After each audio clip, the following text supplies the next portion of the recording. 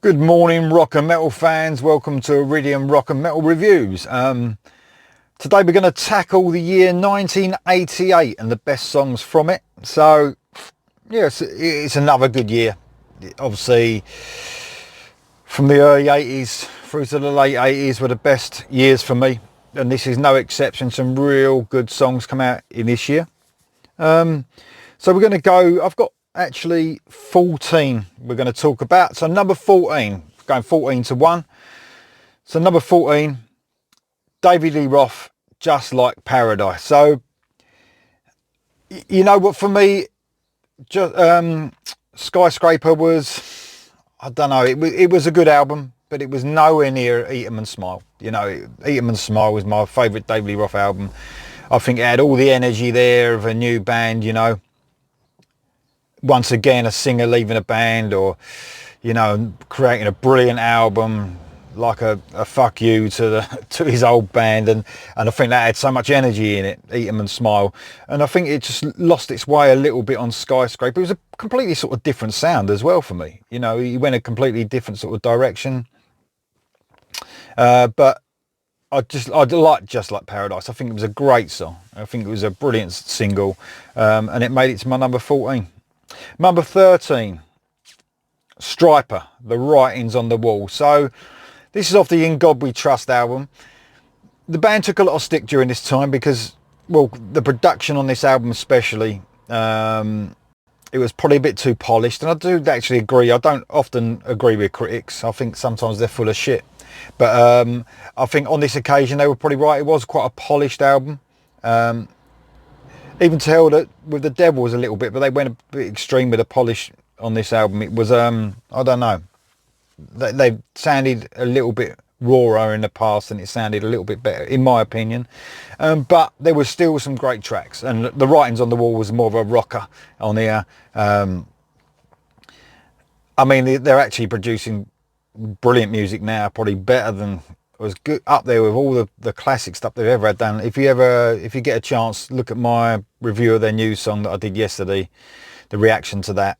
What a superb song. So Striper's my number 13. Number 12, talk about production. Here we go with this one as well. Metallica, Harvester of Sorrow, off And Justice for All. So I got this the day it came out, this album. I think I might get bought this by my brother, you know, from a birthday or something. I'm not sure, but it was something like that. But I remember getting it, and I heard it and thought, what, you know, Blackened, I think, was the first song of the album, and I thought, what's happened? You know, Master of Puppets was before. It was such a good production on there, even though it was, like, you know, in the 80s. Master of Puppets, I don't know, it had something about it, that bass line. And we all know the story behind the bass on And Justice for All.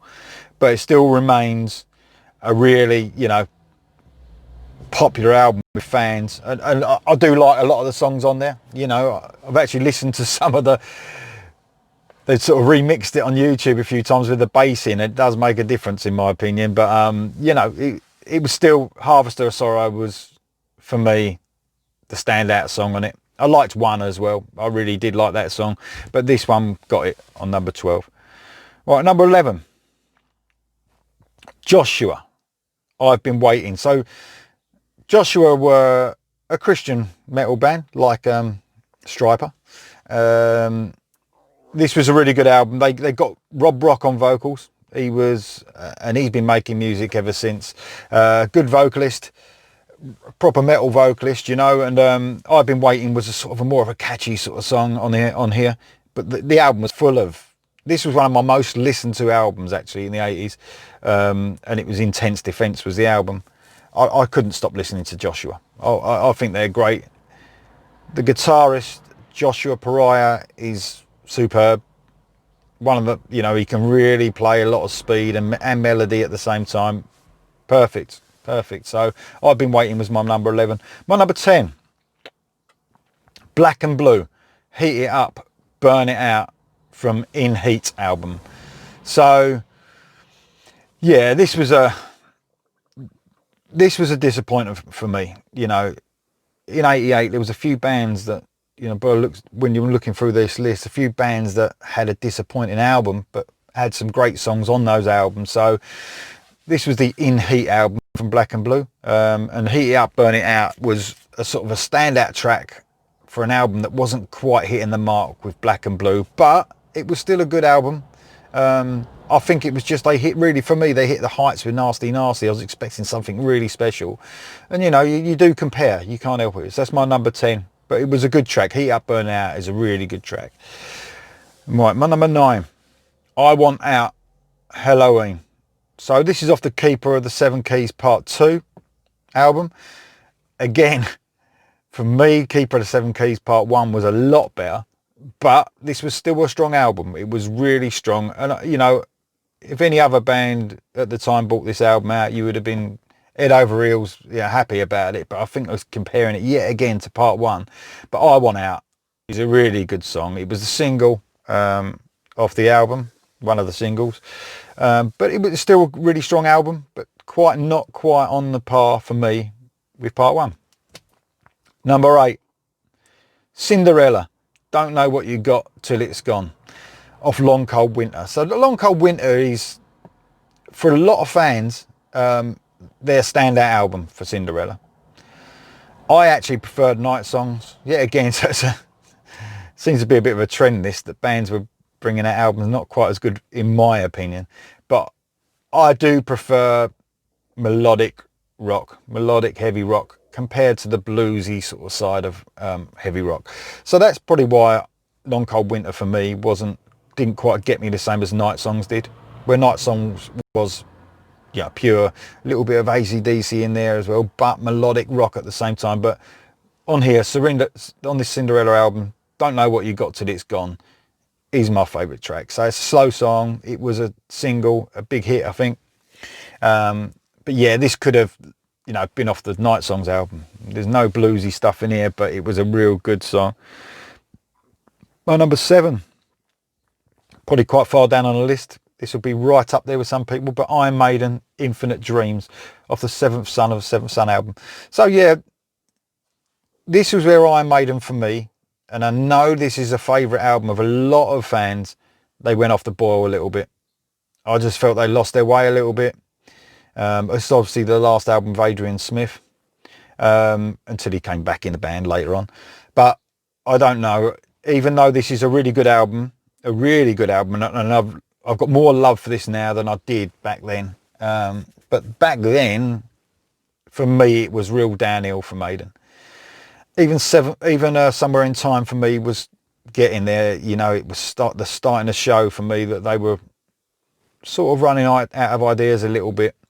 I think for me, their best 3 albums will always be Number of the Beast, Peace of Mind, and Power Slave. You know, even though they bring out great stuff now, that was the height of Maiden for me. Power Slave hitting the height, and then, you know, a couple of albums that, you know, it happens, don't you? You can't always get that level of greatness, I suppose. You know, it's difficult for bands, but that's only my opinion. Remember, a lot of people love Seventh Son of Seventh Son, and I do, but just not quite as much as their other stuff. So Infinite Dreams was my number 7. My number 6, Scorpions, Rhythm of Love. It's off the Savage Amusement. So this, for me, I read about Scorpions' favourite albums, and a lot of fans have a bit of a go at this album. No way for me. I thought this was really good. In fact, I like it better than Love at First Sting. You know, that Love at First Sting was full of classic songs. But for me, they really knocked it out of the park on here. The production was spot on, so big. And this song, Rhythm of Love, that riff at the beginning before it goes into it, it sort of gives you, when you first hear this song, it sort of gives you a sense of, you know, you didn't know what was coming, because that riff was like a completely different what was going to come in the song, and it was such a melodic song. I loved Rhythm of Love, and yeah, it was great. It was a great song from Scorpions. For me, a return to form after Love at First Sting. So it's like Love at First Sting was a great album. I think Blackout was their best album for me, and Love at First Sting was good, production wise not the best, but some great tracks all the way through it. and then they knocked it out of the park again with Savage Amusement. I thought it was a great album. My number 5, Kingdom Come, Now Forever After. What an album this is. What an album. Self-titled album, Kingdom Come as well. Full of brilliant songs. Now Forever After is probably one of the lesser known tracks, or one of the deeper cuts, definitely. I love it. It's got a real brilliant stomp to it, you know. What an amazing song. I know there's a lot of comparisons to Led Zeppelin. You know, who cares? If it's a good album, it's a good album. Bands take influences from other bands. Simple as that. You know, it's just natural. And Now Forever After of this album was one of the best tracks. And yet again, a brilliant production. Brilliant production on the album. My number 4, probably a bit of a surprise in there, but it's a great track from a band called Prophet, and Can't Hide Love from the Cycle of the Moon album. So if you haven't heard this album, because a lot of people probably wouldn't have done, they sort of only had a few albums out. It might have been 2 or 3, but they went as quickly as they came, you know. And this was definitely their best album for me. Brilliant production yet again. Brilliant musicianship. Singer was outstanding. Love the singer. Can't Hide Love. Such a catchy song. If you haven't heard it, click on YouTube now. Have a little listen. Let me know what you think. Brilliant. Brilliant song. Number 3. One of my favourite bands that are not around no more, and you know, I don't know if they are actually in any other guise, but I know that they wasn't for a while. But Crimson Glory, Lady of Winter off of Transcendence. Transcendence is one of the best heavy metal albums ever done. Absolutely superb. Obviously taking influences from Queensryche, that's without a doubt. But what a superb metal album. Outstanding Transcendence. If you haven't heard it, listen to it. Lady of Winter is just one song off many that I could have chosen. Yeah, again, superb musicianship. Brilliant singer. Brilliant twin lead guitars on this. Absolutely love it. It's like, if it was a Queensryche album, it would be one of the best ones. You know, it's excellent. Number 2. Vinnie Vincent's Invasion, That Time of Year. Yeah, I love this song. This is one of them songs that just makes you smile when it comes on. It is absolutely brilliant. Vinnie Vincent is such a good songwriter, you know, and he really showed it on especially on, I know he done a little bit other than these 2 albums, but the 2 albums he done, you know, Vinnie Vincent's Invasion, the first 2, his songwriting was absolutely like masterful, honestly. And what he did on this second album, he did tone his guitar down a little bit. I think it needed it after the first album, even though I do prefer the first album. I think it sounds a bit rougher, a bit rawer. But the second album was also one of the best albums ever. But That Time of Year, if you like catchy, melodic, heavy rock like I do, what a superb song. What a superb song. And that sums up the 80s for me, That Time of Year. The best of the 80s. Really does. Number 1. You probably know what I'm thinking, but Queensryche and The Mission. So yeah, this came up. I did my Queensryche top songs, and this came up with my top song of the Operation Mindcrime album. I can't, you know, there's so many that you can choose for different reasons. There's some real catchy stuff on Mindcrime. It's just full up, you know, from beginning to end. How many albums is there where from first song to last, even the little snippets they did on Mindcrime was absolutely amazing. Even little bits, he just fitted in so well. You know, there's no concept album for me that's ever been as good as this. It's even up there with the best albums of all time easily, you know.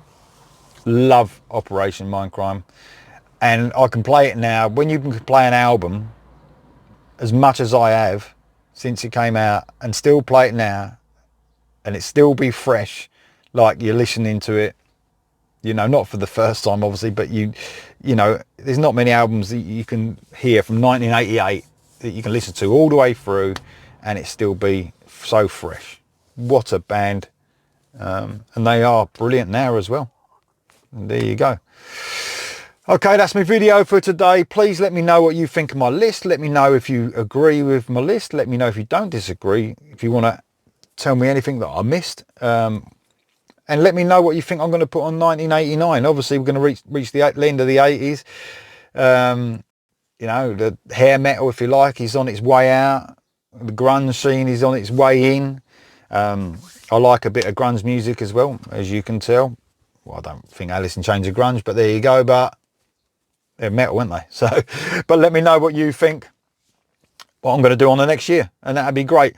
Right, thanks for listening. Please subscribe. Bottom red button on the bottom right hand corner of the screen. Thank you very much.